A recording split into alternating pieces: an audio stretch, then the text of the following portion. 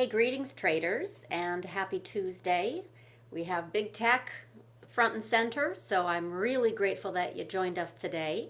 I'm going to be joined by Jonathan Gibbons in just a moment, and first I want to just kind of go over a few little housekeeping matters. This is Macro to Micro Power Hour. I am Samantha LaDuc, founder of LaDucTrading.com and CIO of LaDuc Capital. I have this Tuesday-Thursday gig where it's really a pleasure to pick apart themes, if you will, bullish or bearish, just kind of trying to educate so we can trade accordingly, not be blindsided as much as possible. And for that, I have partner in crime here, Jonathan.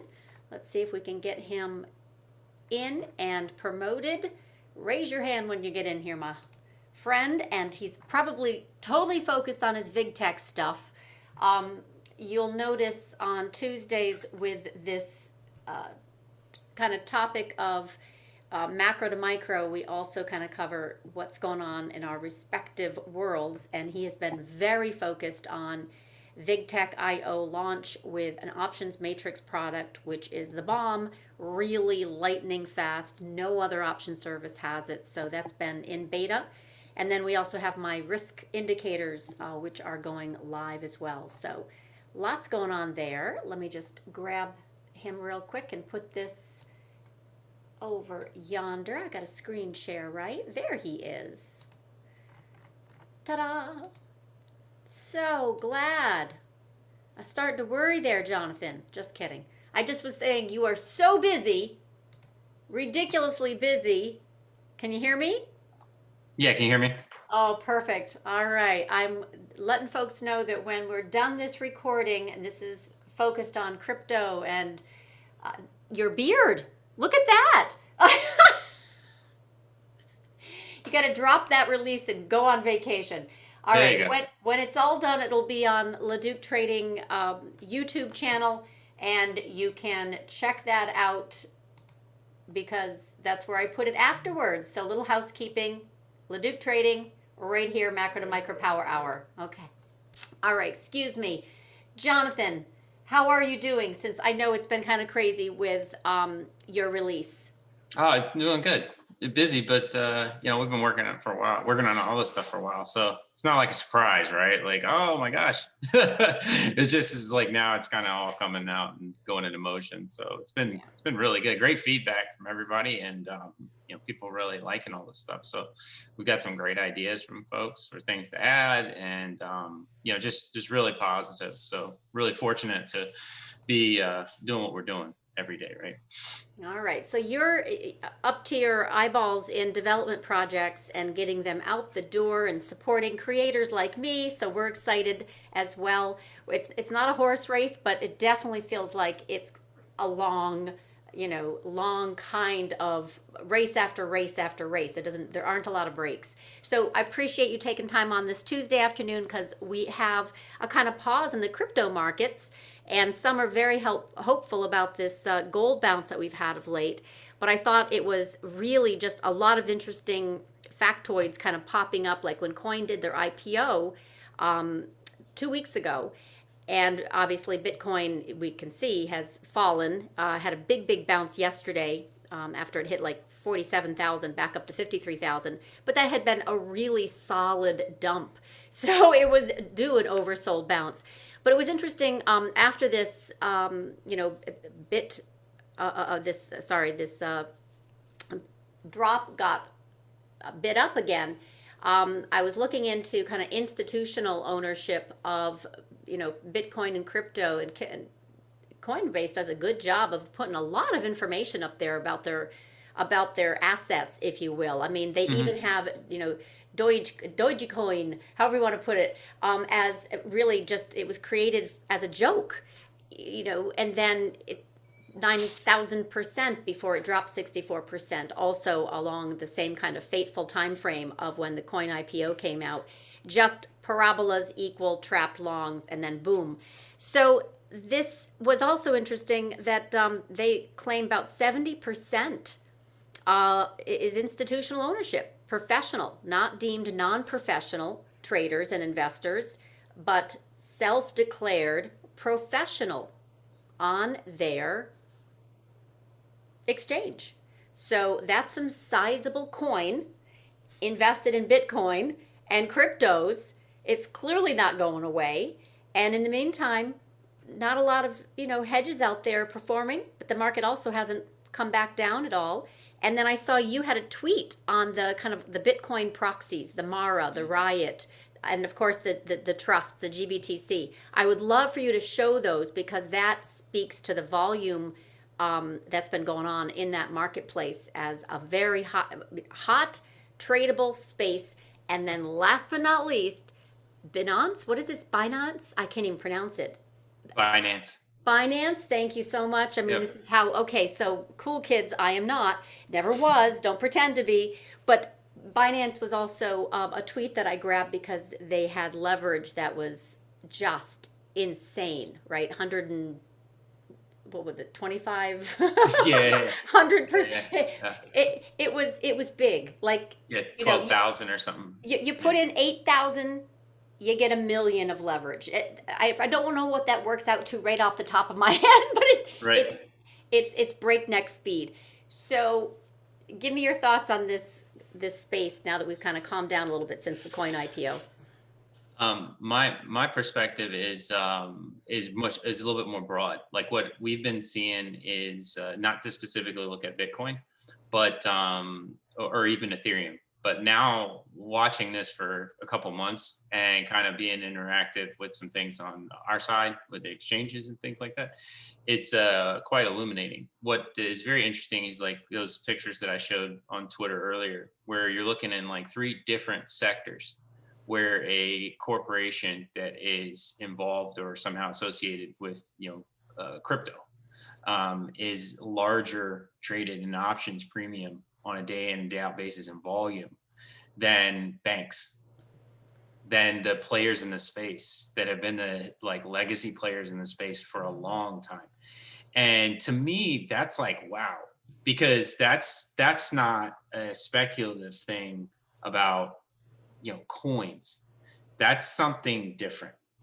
That's actually institutional capital, real capital coming into a large market, trading these particular vehicles for a reason, right? Whatever that reason may be. But we can kind of unpack that a little bit. But like they're larger, and this is not like, oh, okay, last week. I've been watching this for like a month and a half, and it's just like, wow, this is every single day that these crypto related stocks, and that's the only real phrase I can reference them, are getting this much volume and this much attention. Like if you look at the top 50 on a daily basis, there's at least 5 to 6 of these in the top 50 every day, where maybe JPM isn't even in the top 50. And so digging a little bit through that, it's like, what are they doing? Like, what is going on that would drive such an interest to be in that kind of capital environment? Like, what is it that's underlying all this? Because I don't believe it's And is Doji, it retail right? or institutional? I think it was retail, right? And initially, a historic, if you go look at, I don't know, might be a good thing for people to go look at, like, Bitfinex and some of these old stories that are a little bit older in the space. I mean, it started out of Hong Kong or what have you. And the thing you brought up a minute ago about leverage was really important, because that was really one of the most attractive things to the space for traders early. So I think you had like, holders, like, they hold on for dear life folks early, the zealots that really bought into the zeitgeist. And then you get traders that coming into that space. And I was put onto a couple stories about like reading in-depth, kind of narratives that have been written about the history of that stuff. And it was all about the leverage. These things grew enormously because they were offering just crazy leverage, like you just mentioned a minute ago. Well, it's super attractive to traders, right? Because they can take 10 grand and run $1 million off of it, right? And that gave, that drew a lot of attention into this space. Then you get, the kind of crypto growth that you saw back in the 16, 17, 18, 19 period. It cools off and then it takes off again. Now the institutions are coming in, and then you're seeing it, but that was institution. Then, you get Bitcoin, CME futures, you get, mini futures, you get these types of futures products, like institutional grade products. Then you get GBTCs, and now you're seeing it like these are stocks trading options on a daily basis and having the underlying securities being purchased, which we know once it comes back to the ETFs, that the ETFs will rebalance based on market cap size. So these things are growing in size to the point where they're becoming a part of the market. And I really started picking up on that as it relates to IWM, because I was like, how many of these things are in IWM? And how many of these Momo things are in the Russell? And the Russell has turned into this quasi tech stock bundle. And so I'm kind of just seeing this transition to where, okay, maybe these coins are front running, in price and are hard to project what they're really worth, right? Like, but is there something else underlying here that is transpiring that, is being not necessarily completely identified, right? As like, that's it, like, that's exactly it. But it's, money's flocking to it in a sense of now it's just becoming pretty large, which is why I'm very suspect of any way that they would deregulate or regulate this in a way that they would just say, oh, it's over, it's gone, because you'd be wiping out, let's say 6 to 10 of the most heavily traded stocks on a daily basis. You're just going to wipe those out from a regulatory standpoint. At some point, that doesn't make any sense because it's institutionally adopted, which you're seeing. Like you're saying, how these are now institutional accounts, and you're seeing institutional growth in it. And I'm hearing constantly institutional exposure to these things, and people want institutional exposure in a lot of different ways. Maybe I don't want to hold Bitcoin, but I will invest in Square because Square is utilizing that, or I'm investing more in Visa because I know Visa. And Visa is going to be my proxy, and Visa is going to give me an opportunity to be exposed without actually holding something I don't quite understand. Visa guys know what they're doing. The Tesla people, those folks know what they're doing, right? That's what people would be, believing to an extent that they could proxy. And right? that's why ARK must be, it keeps buying every day, it seems, coin, the My Coinbase my stock. 2 cents on this, and this is just totally for assumption, okay, and conjecture, is that realistically, and this goes to the gold conversation, is that why did everybody like gold or back 2010, 8, 9, 10, 11, 12, and then gold got crushed. But it was the property ownership. It was the ability to say, I own that bar, right? And there's a property rights component to it, basically an exchange medium. So I know I sold you that bar, physical stuff, and then you find out all this stuff about the rehypothecation of the silver market and the rehypothecation in the gold market, and everybody was like, really, there's a lot of similarities when I've talked to early stage holders and Bitcoin and the folks that I used to talk to all the time, let's say 10 years ago in the gold market. There's a real zeitgeist to that, where it's all about, kind of a sound money, where it's like, this is what I own and this is the transaction for it. So I call self-clearing, right? So self-clearing mechanism. And there's a lot of similarities to that conversation. And I think a lot of like gold folks had transitioned to crypto in the back half of 17, 18, 19, 20, where they probably would have been totally in gold back then, right? Where I talked to them 7, 8, 10 years ago. And I think institutions are starting to do the same thing, because what really is happening in a lot of this crypto stuff that's underlying all this stuff is the mechanism of self-clearing. And that's the whole kind of concept behind it, where this was in this guy's hand or this lady's hand, and now it's in that person's hand. No middleman, no duplication, rehypothecation at its most purest form. Now, that's not necessarily what happens all the time. There is a lot of scale and exponentiality put on there as far as leverage is concerned. But I'm saying in its most basic context, that's really what one of the primary underlying things is.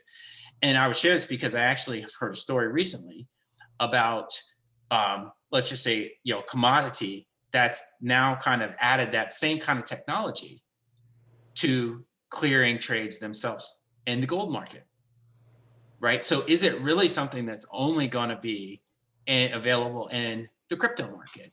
Or is that kind of technology, that kind of exchange mechanism, where middlemen, to an extent, not necessarily needed to a degree, as far as ownership is concerned and distribution is concerned, like the LBMA, things like that, really becomes something to think about for gold in the future. Because if that kind of, like gold's a bar, it sits in the closet and collects dust, now changes to where gold's in a bar in the closet that collects dust, that actually can function in the same way as crypto as far as how the trading takes place. That's a totally different story going forward.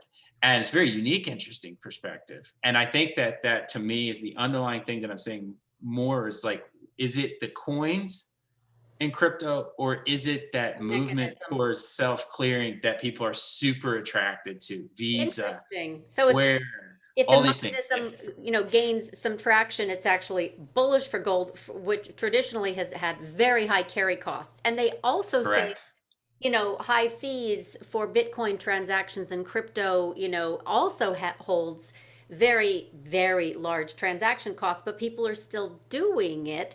The alpha is just too great, right? That fear of Yeah. missing out is just, it's just, again, cool kids are all on board this train Coins, right? Coins versus the actual technology, right? And versus so, the actual technologies. So, yeah. so then, okay, so kind of go back to like this clearing mechanism, but also I remember back in January, the U.S. Treasury OCC, the largest banking regulator, said that U.S. banks can use public blockchains and dollar stable coins as a settlement infrastructure in the U.S. financial system. Any correlation with that timing back in January and this kind of impetus for the clearing mechanism? It's caught on. It's 100%. And solid. then, It's yeah. legitimate. It's attracted a And lot of institutions. yeah, because effectively, right? And I have no idea, right? Like where all that heads at the end of the day. But they are, you can see the pattern of adoption, right? It's a pattern of adoption that is taking place. That is, if you look at the Southern District of New York Attorney General, which was a big marker for me looking into Tether, and they were like, Yeah. we're not going to do any much about this, do fine and keep moving. And this kind of stuff makes you kind of step back and go, how big is this? How big is the market become? Right. And how big is it's not just the Bitcoin market as it relates to the gold market. I think if you look at that, or the Bitcoin market related to the silver market, or Ethereum as a combined basket versus this, Alternatives. if you discount out Visa, Square, PayPal, Riot, Mara, Coin, all those to that conversation, you're totally not looking at the whole picture of the actual kind of bigger theme here. Is it kind of, and you saw something like this, and we talked about this when we talked a while back about Robinhood with the DTCC and the T minus stuff and all that. That stuff that is not really the most efficient way to transact, So it shares to shares, right? And changes potentially system, but it's also systemic risk yeah, until correct. it changes. Yeah, so I think that's kind of like you're seeing people go, well, there's a new way, not necessarily like people like Dogecoin, right? Like there's speculative mania and like anything right now, right? Like I seen like houses sell in about 10 minutes, right? Like, there's an inflationary presence that it cannot be denied, right? And that's coin impactful for sure. But I'm not sure people are investing in Visa and some of this other stuff that's picked up to this technology because they are thinking about coins. I think they're looking at something deeper, and these corporations aren't just piggybacking, right? So if Bitcoin is to commodity as tokens are to, securities, then I still see, the Bitcoin as a commodity, for lack of a better word, and yet it had come down ferociously on that coin IPO. Would you say that's attributable to the power outage in China mostly, or would you say that's just the alternative, that folks just, want to put their money in coin as a more legitimate security over commodity? I personally just saw Ethereum hold its own and continue higher, and now break out high above its all-time Yeah. high. I wonder if there's been rotation also from Bitcoin into the Ethereum play. So that just Yeah, I think, yeah, I solid. think totally. I agree with you. And I think that's to your point, like rotational, what you've been saying for a long time, expensive to cheap, right? You could roll out of Bitcoin, roll into Ethereum. That's one. right? Mm-hmm. Potential. Other potential is regulatory. There was some scary regulatory stuff Oh, that weekend, those right? headlines that came out Saturday Just night dropped were in, within right? 1 hour of that flash crash that literally force liquidated $13 billion in the Coinbase crypto market in Yeah. on a Saturday night, and it was absolutely following a Janet Yellen money laundering crypto. We're going to look into it tweet on a Saturday night at like 10:30. I would draw the comparison this way. Pets.com, right? And the internet. And pets.com, what's pets.com worth? What's any of those stocks worth back then? Right? It got frothy, extremely frothy in the sense that people were chasing the perceived value of what the internet was going to do versus what the companies that were adopting the internet were going to do. Right.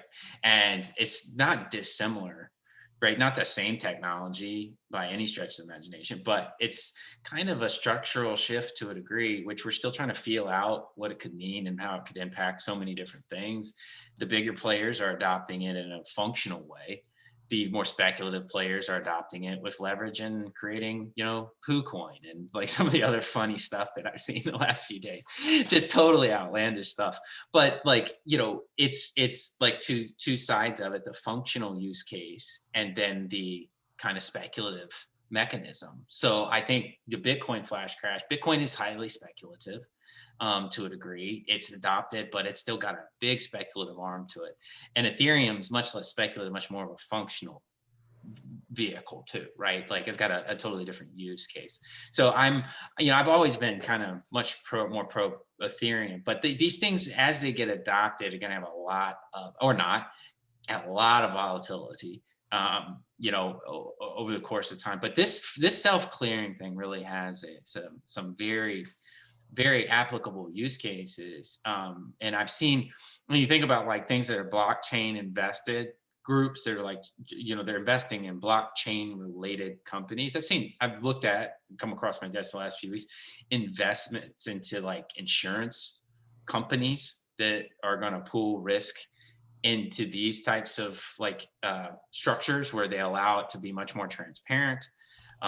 It's a solving mechanism for a lot of the functional things. And so I've admitted freely that I have not, over the course of, let's say, the last 12 months, haven't spent a significant amount of time in Bitcoin till the last 2 to 3 months. And not because of the run up in price, but because of some of the things I was seeing as it relates to clearing and it relates to the technology adoption and just kind of the general kind of functionality. So I can't quote enough on, I can't say I can quote all I want to, but I can't intelligently comment enough about the price action in Bitcoin or Ethereum, because I'm not tracking it on a day in and day out basis. I'm just watching this monstrosity of capital flows into the securities that are associated with the technological kind of component of it.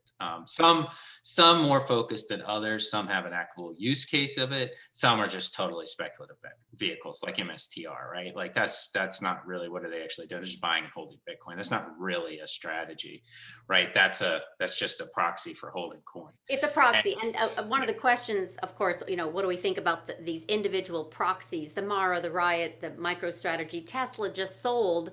They, announced for profit $101 million on their Bitcoin sale. So I don't know if that was all of it, part of it. They'll come back in and buy. But now we have that transaction to try and evaluate as far as Tesla earnings. It didn't drop very much, but then the earnings weren't, so exciting. So it's kind of hard to know now.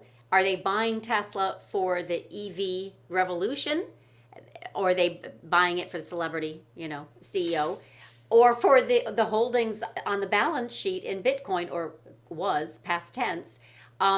So, some of the pure plays like the grayscale trusts, Ethereum, and they have a Classic, and of course Bitcoin and Litecoin. It is definitely growing a little bit, but it's still, they're not the easiest thing to trade, and they don't have an options market worth really playing. So Yeah. I think most what you're seeing, and I'd love for you to show a chart on that of the option drama that's taking place in these Bitcoin proxies. And then I want, while you bring that up, Peter's asking a question. in regards to if cryptos were truly a digital gold asset, should it not trade inversely to long-term real rates, just the same as gold? And my comment on that depends on how quickly, I mean, for gold anyway, how quickly gold inflation is running, to outrun the rates, the real rates. So for right now, inflation is just hot, and across the board, soybeans, corn, wheat, lumber, sugar's now in on, I just tweeted that yesterday, a fabulous monthly chart of sugar. Americans are going to hate that, but the costs are going to go higher. So it was, to me, I don't even see it similar to gold. I see it as an alternative, and it still shocks me that it's really a play on this kind of fiat debasement. I don't think you should wish that on your worst enemy, but in any case. Agreed. Yeah, I would say like the different ones like Can, Ebon, Riot, they're all different in the respects of Mara. Like some like here. Let me share my screen. Sorry, that's right. Hit it.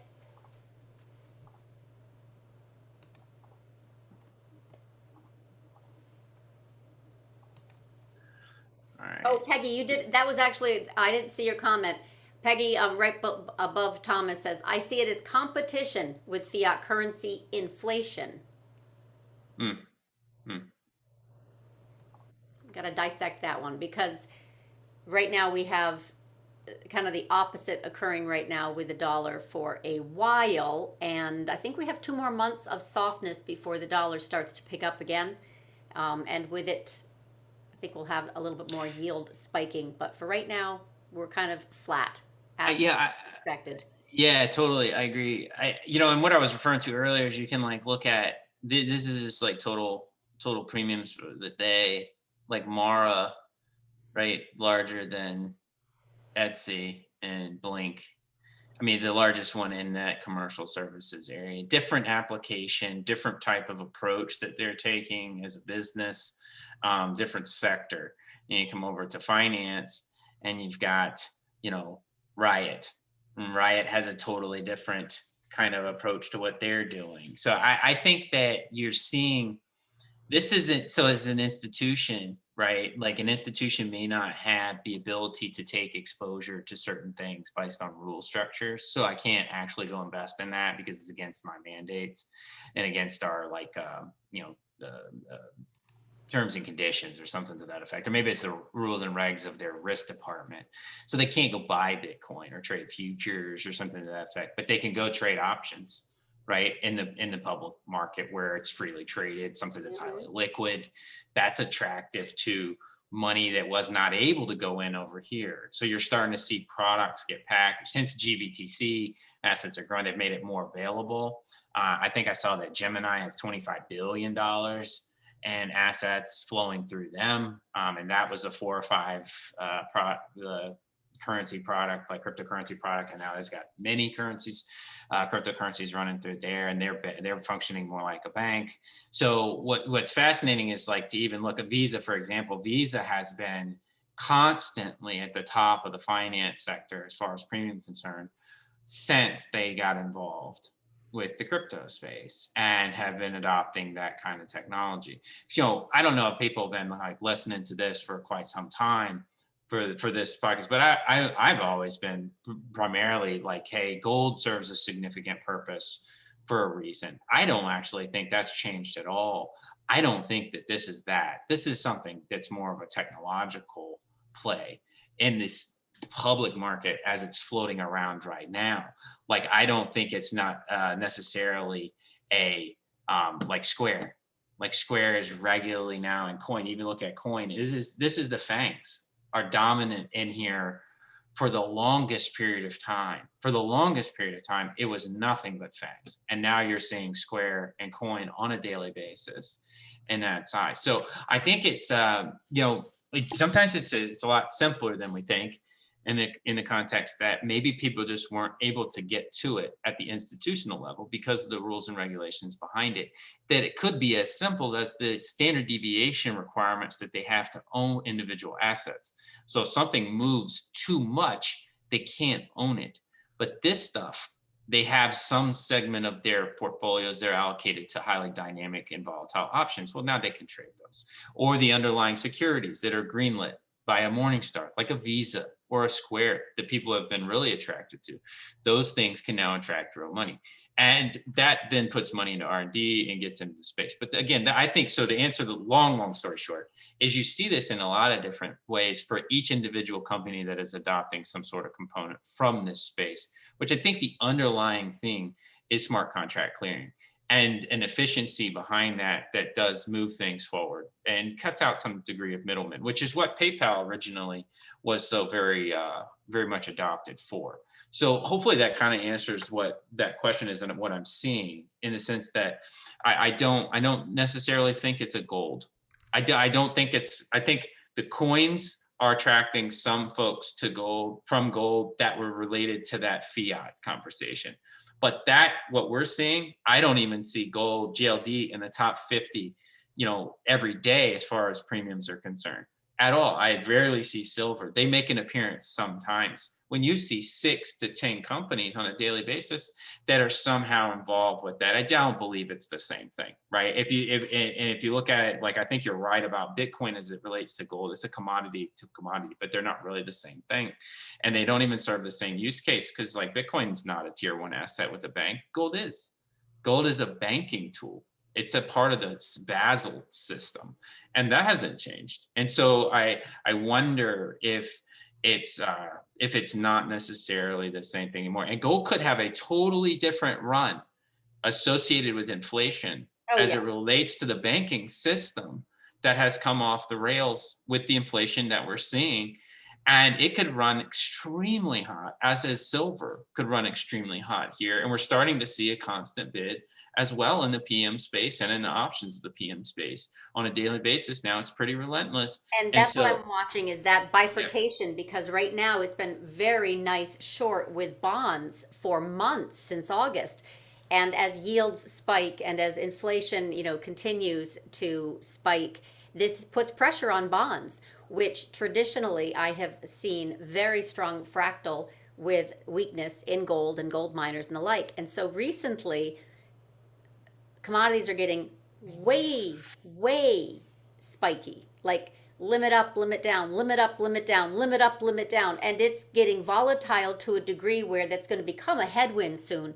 But gold has held now, right? Yes. Bonds have gone sideways, which is that, that flattening of the yield curve versus steepening, it was totally to a pause.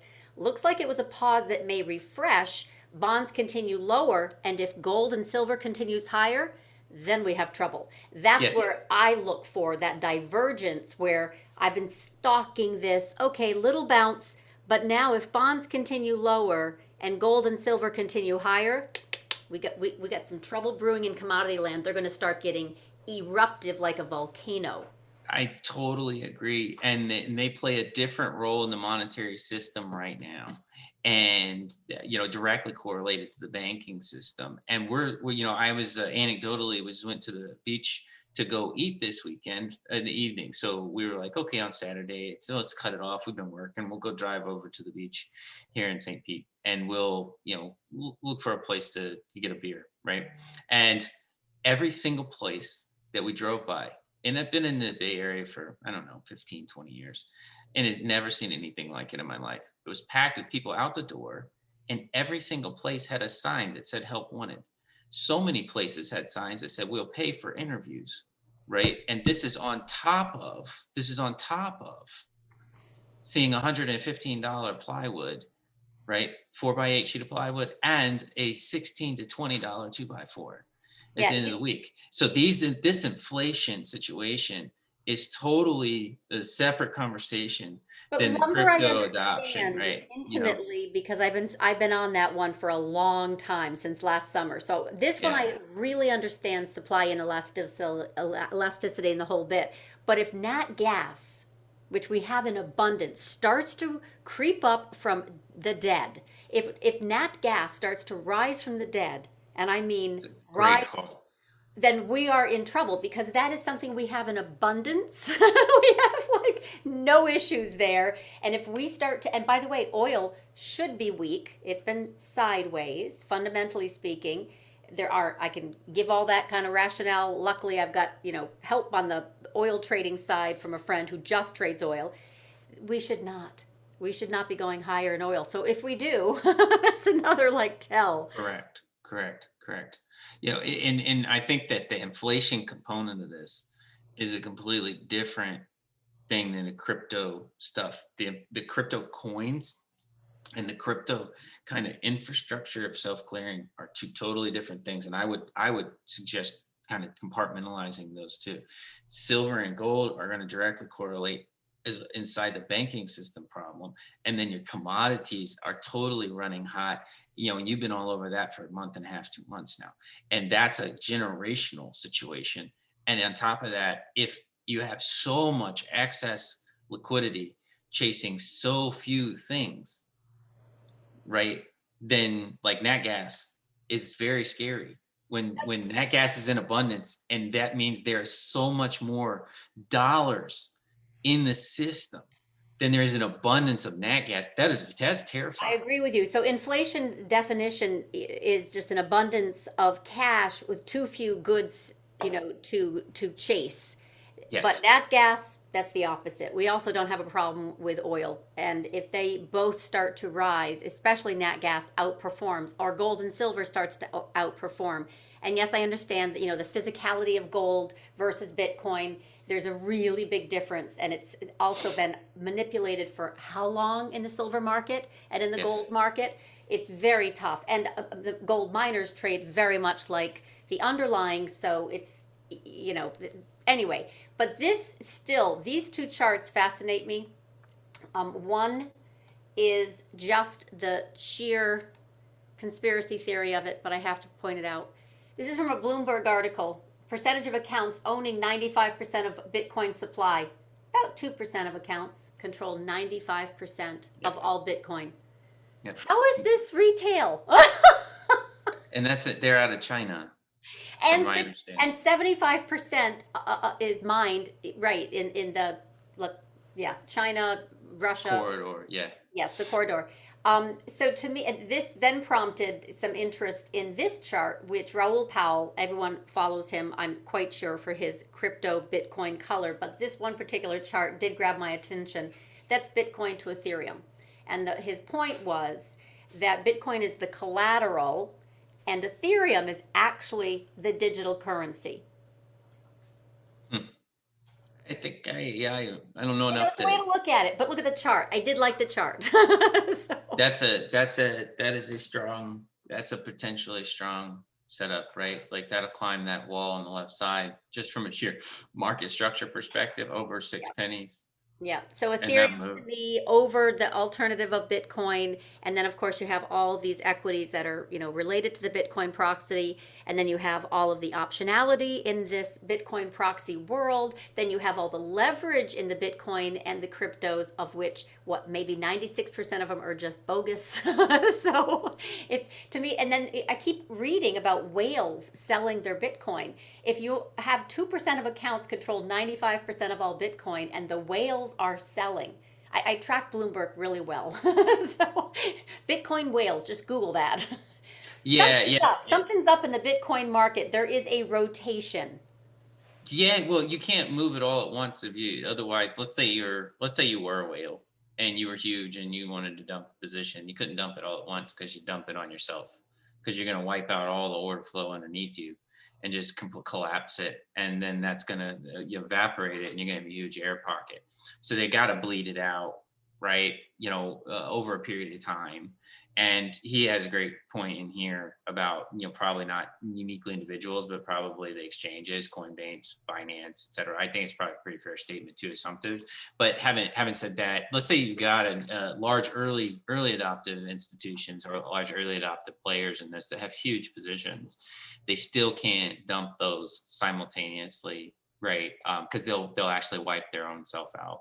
and they'll be delivering it at a much lower price to the market. Because if I have 20 million, right, to drop, which I know that there's only like 22 million or something like that. So it's like 200,000 coins I got to drop. I can hurt the market selling all at one time because there's not enough for bid at that size. So 20, 20, 20, 20, 20, 20, 20, something to that effect, which is why you see the same functionality in the options market. They'll split up the orders, and otherwise you tip your hand and or crush the market. So I think, Bitcoin's been bid up to an extended level where it's no longer inexpensive. It's very expensive. Can it go higher? For sure. But like, it's not inexpensive. Ethereum is, from just one standpoint, less expensive with a higher upside and a little bit better use case. So, rotation would seem natural in that situation, right? Especially if it got adopted by like major institutions for some really strong use cases, which is CBD, right? That's totally to be determined. So I'm totally think that it makes great sense on rotation to Ethereum. I wonder, like, Bitcoin is very obscure, has always been obscure, now much more mainstream, but it's still coins, right? So, what's the real tangible use case? Store value, I get to a degree, but payment mechanism, it's very expensive to pay for things with the fees on it. So, but I see a lot of people that are cashing it out and buying property.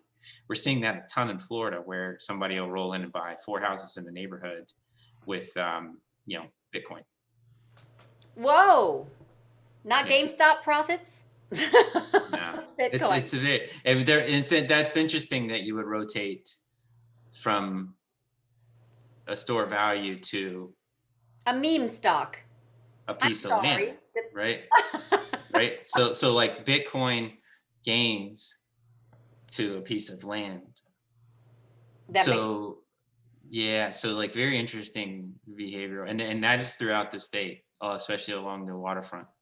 Well, I think Huge, that huge really phenomenon. that proves that it's speculative. I mean, in that particular case, and we can't expand for all cases, but it is Yeah. definitely a lovely play on having speculative gains that then transfer from paper to things. Yes. So Yes. Yes.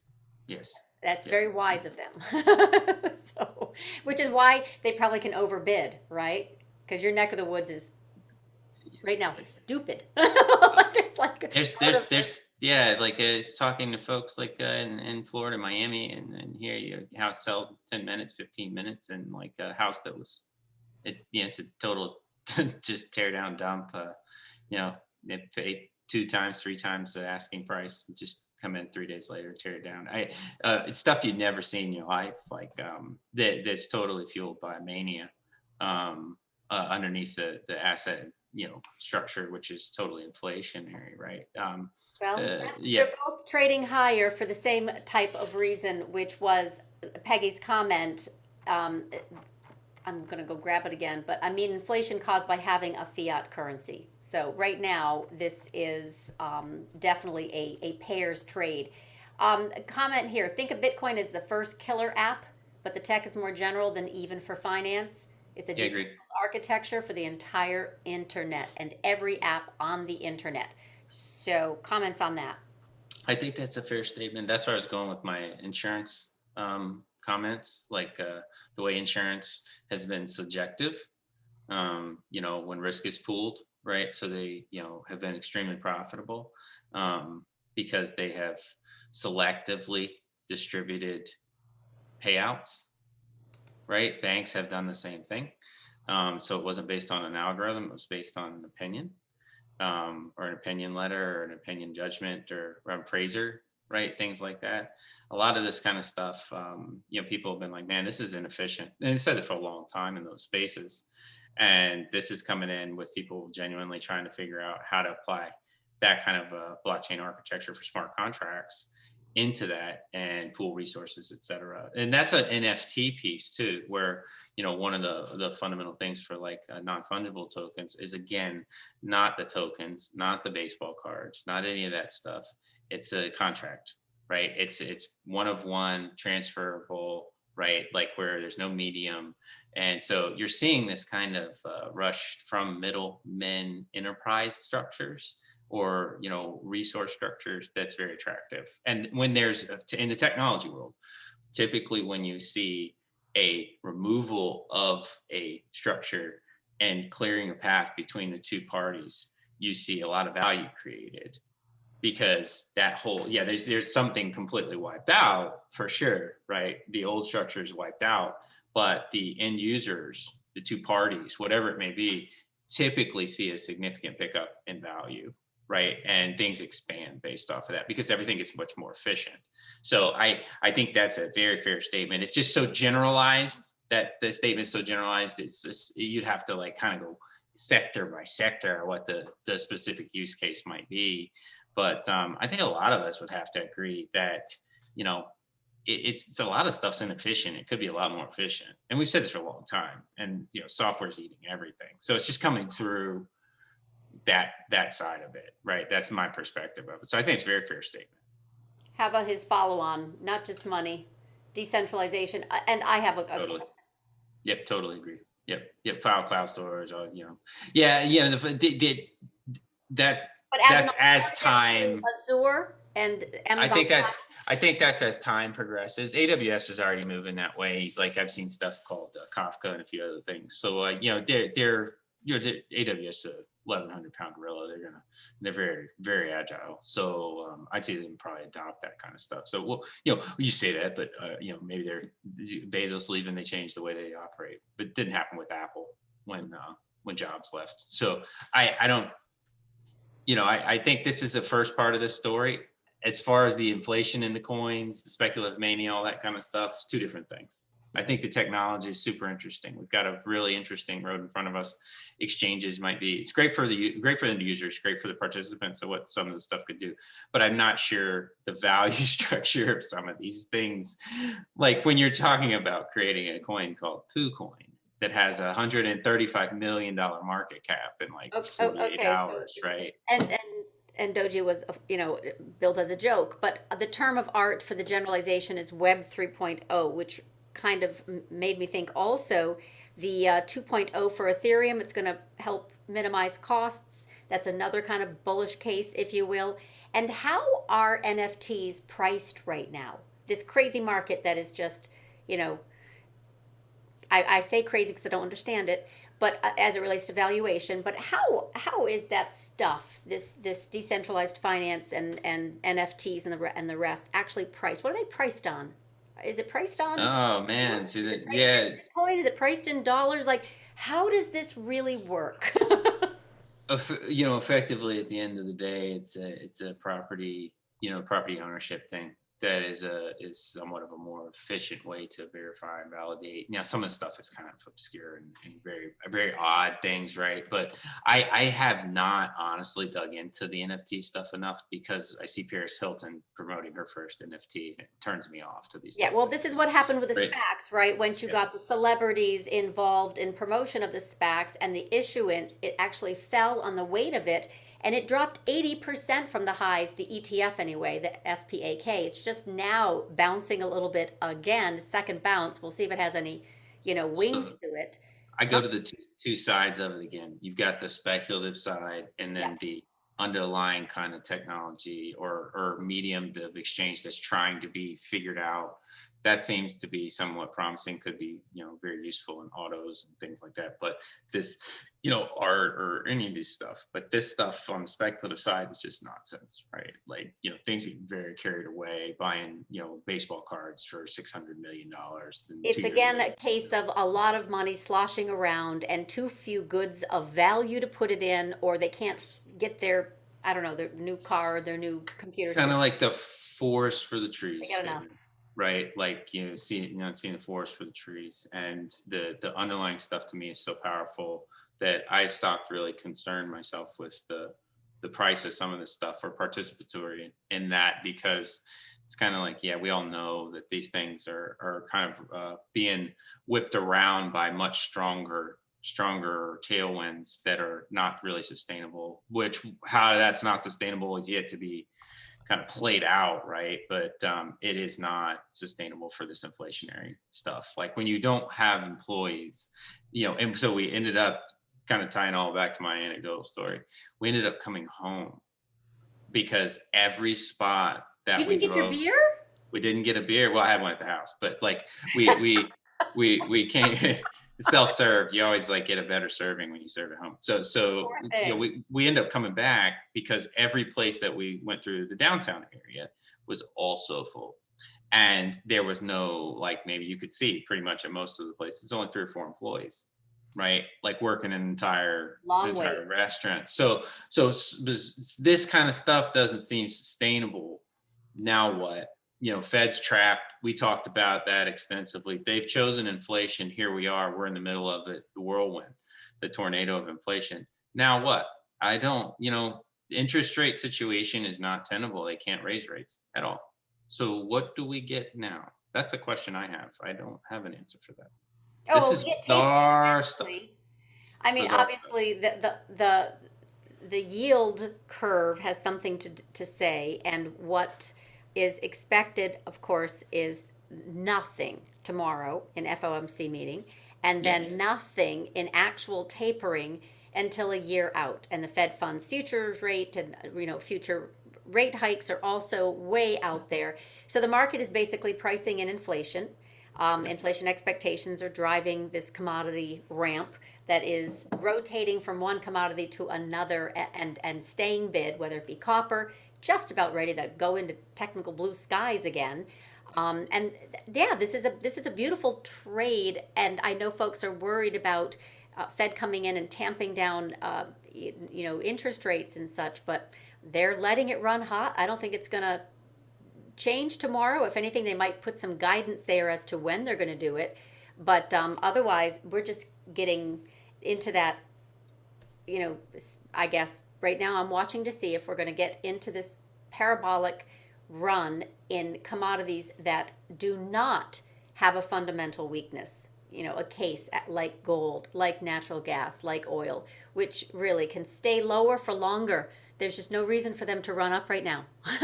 So if those commodities start to really get bid, they're being used as a hedge on this inflation in a big way, and they can get a little excitable, and then that excitement in oil in particular can definitely break markets, but it's early innings yet. So I don't know, this gold outperforms has always been, as an inflation adjusted, real rates head lower, and real rates have been heading higher. So it's not outperforming, long story short, because inflation is running hotter. So this is I don't think it's going to be dusted off. I think the cool kids will, at some point, if we do get this big surge higher in gold and miners and silver and all that other thing, then they might notice. But for right now, the digital world is their playground, and gamification is absolutely the word you coined many moons ago, and it has just been my thinking solid in the option flow market and in the cryptocurrency phase. This has really been this is not our grandfather's market. And so we've gotten 3 solicitations the past week for companies from India to work with the Indian markets. Okay. Because they're so growing. And so when you think about the internet coming online, that's the last thing I'd probably add, is that you've got India market coming online. You've got the Brazilian market coming online, and you've got technologies that, the internet coming online in those areas. So these things are growing. The demand is very strong in these areas of what we're emerging now, becoming strong growth markets. Markets are going to become a lot more broad, right, than just the U.S. market too. Mm-hmm. And so, not your previous market, right, for sure. And then, I think it's an exciting time to be in the markets.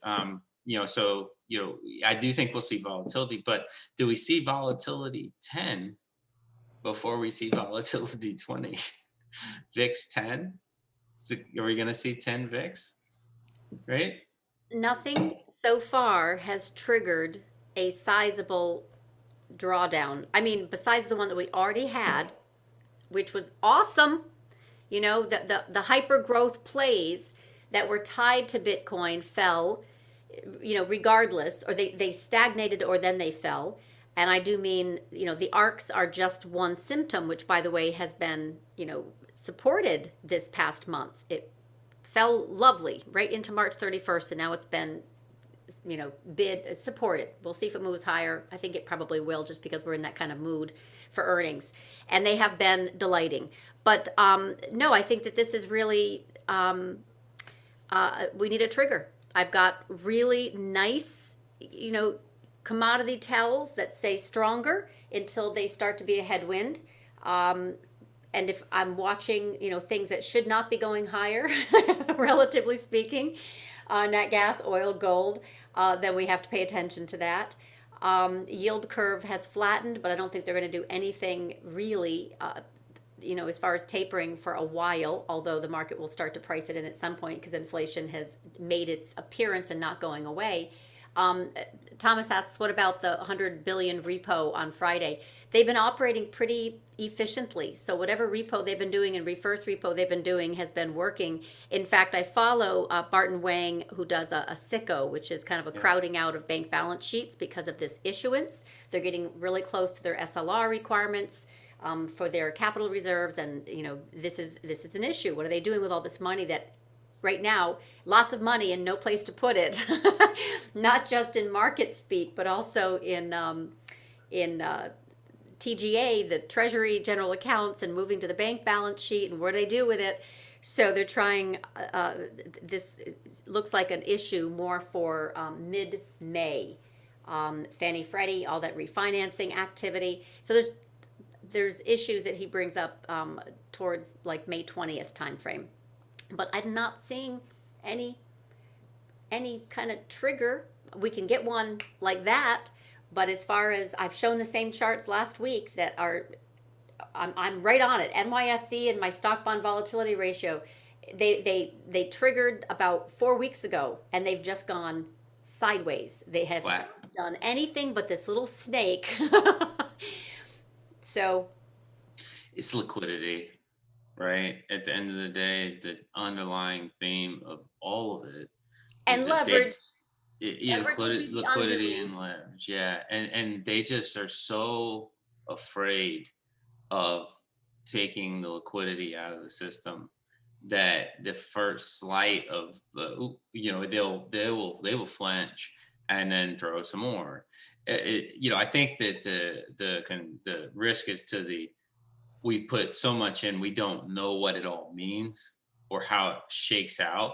Then you would see the deflationary risk, right? Of them doing something to mess with the mechanism of that liquidity structure. And there's still, you know, you've got the infrastructure, which is just now kind of passing through and getting into the system. And they'll, you know, so curious to see if they'll do some more of that. So I think the tell is the abundant, you know, fiscal and monetary is one of them going to come off. That to be the first, you know, does one come off? Which one do they do first? And then like, are they so afraid they just say, screw it, we're just gonna leave them both down, and we'll figure out what that all means later.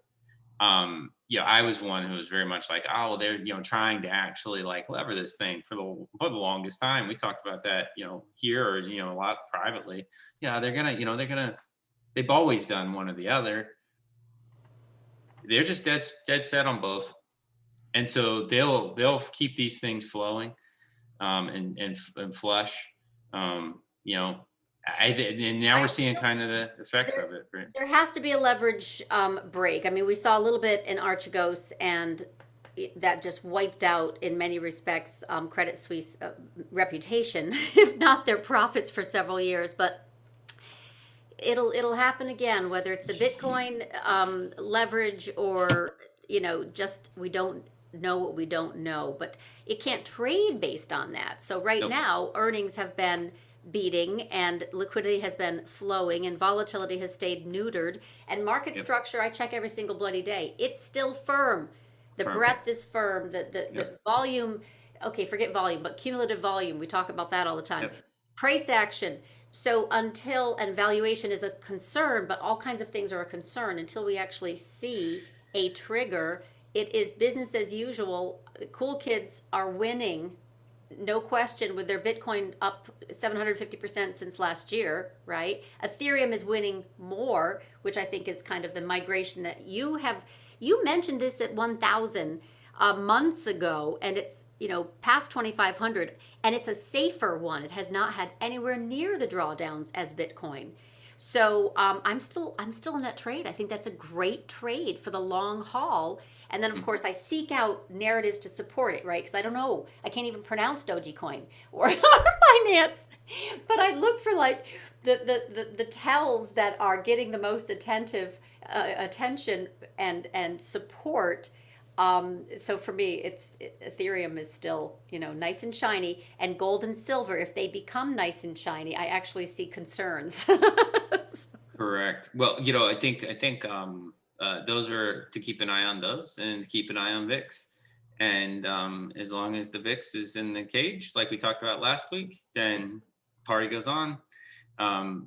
Prices be damned, right? Party goes on. And then the flip side of it is for the crypto stuff, functional use case assessments versus speculative assessments. That's what would be my takeaways for today. Are you bullish or bearish on small caps? Very bullish.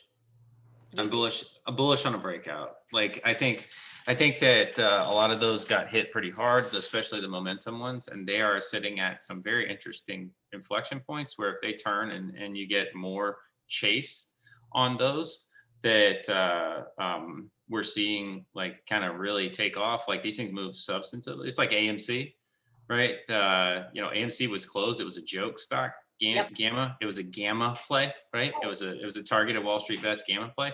Yep. Now it's reopening, and it's gonna be people going into the theaters, and it's gonna have a roaring, physical, tangible comeback. And you got all the other stuff inside of IWM. I created 2 scans this weekend called Russell Fire and Russell Ice, specifically because I wanted to look at what's happening inside of the Russell. Because the Russell's so interesting because so many of those stocks are like EV or tech plays or crypto, and like they've grown in size because of market cap, and the Russell rebalances based on that, based on the rules. So it's more of a not necessarily my bullish small cap stocks as I am the structured mechanism of that index, because of what's transpiring and the fact that so many of those momentum stocks are inside of that index that are heavily purchased call structures, that thing just kind of scales itself up. I was telling somebody earlier, I was like, that thing breaks out. Watch it just rage because of the way that it's structured. And an inflationary environment doesn't mean it will, but because of the way that it's structured, the risk on that is like, holy smokes, it could really run. All you need to do is look at XRT and see that parabola, and it is based on the GameStop weighting, the weighting of that particular stock, which is now the largest holding in the Russell. It used one of them. Yeah, it was one of them. I think Penn is now, or Caesars. It's one of those. I haven't looked in a couple. But it's all gambling stocks that lead the top, 2 or 3 or 4 or 5. But they're only 0.5%. With an XRT, GameStop is 8.5% weighted. Insane. So this is these are plays. Like if you're like looking around, like looking at the actual. I don't know, like we have a way you can go look at the index in the app. It's free. You can just look and see what the holdings are and the weightings of the holdings real quick. But like that's like definitely something to pay attention to here, because when these things get bigger because they are squeezed via gamma because of the option structure, then the index ends up buying more of it because of the market cap. So it's like, unless something changes, that's a natural thing that's just continue to happen because of the passive indexation. So it's fascinating. It's good, I think, to have some hedges on for this earnings season disappointment potential. Microsoft, in fact, is down after hours. So we'll see if the Qs can get up and above their high from last week. Otherwise, we've got more digestion, and then potentially, we'll have some softness again. But okay, I wanted to get your thoughts on the crypto market. in particular what you like. We're, in agreement, because just Ethereum just is not just the cool kids are migrating to all kinds of crypto, but that in particular makes sense to me. And I'm not a cool kid. All right. Thank you so much for explaining this, Jonathan, and everyone. Thank you for joining on this Tuesday. Thursday, I'm going to be joined by Miss Izzy, who is a trader, day and swing trader, and she's got a large following. So she's part of my Women in Trading and Finance. So looking forward to that. Earnings, definitely. 45% of the SPX reports this week, 180 companies. My mind is spinning trying to, catch all of these and also not catch them, sorry, like assess these. And Bitcoin is just kind of hanging out underneath its breakdown level. So all of these Bitcoin proxies, and I'm watching them, right? They rolled over on the coin IPO, and Bitcoin and the proxies have bounced into resistance. That's all they've done so far. So now we got to have that little, for those who are playing the Maros and the MicroStrategies of the world, we got to have a little bit more oomph here to get them up and over. I think VIX and your point about gold and silver are really simple watches. If the VIX continues to stay caged, then you'll continue to get rotation. And the gold and silver are a great banking system bellwether for what's transpiring as it relates to currency. So I'm totally on board with your statements. All right, that's my only ad. That's my only ad. That's all. And this is my last ad, and then we will end, which is I am still waiting. Where the heck are we for this NYSE chart? If it's going to trigger, it'll be soon. We're just coiling up here, and this is your small cap and my small cap, bullish bet.